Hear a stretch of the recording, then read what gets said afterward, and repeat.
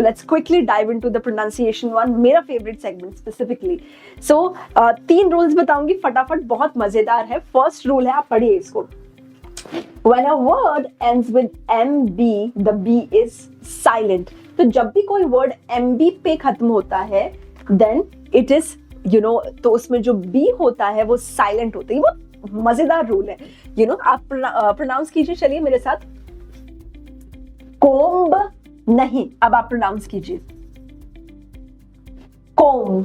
I am combing my hair. B silent है, 100% silent है. What about this one? This is a thumb. नहीं, it's a thumb. Thumb, thumb. Comb, right? So again B is silent.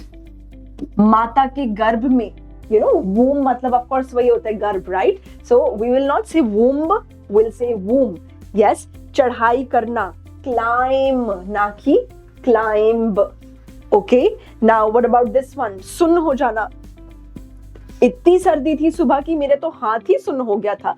So I'll say it was freezing so much that my hand got numb.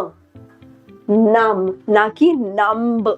Numb गलत है, climb गलत है. ब sound in सब में silent है. सो जब भी कोई वर्ड एमबी पे खत्म हो रहा है तो लास्ट में जो ब साउंड है वो कंप्लीटली वो एक साइलेंट लेटर है.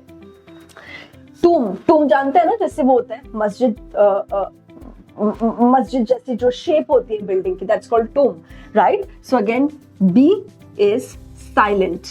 Alright. Limb, silent B. Dumb. Dumb मतलब कि यू नो कोई भी व्यक्ति जो बोल नहीं सकता उसको हम डम बोलते हैं ना. आई थिंक आजकल ऑल्सो किसी को बेवकूफ बोलने के लिए हम बोलते हैं अरे you are dumb. Okay, but we should not use this word.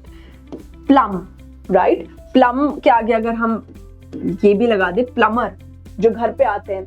You know, one day at office I think हमें प्लमर का कुछ काम था. सो द भैया के, मैंने आज, हाँ जी भैया बताइए.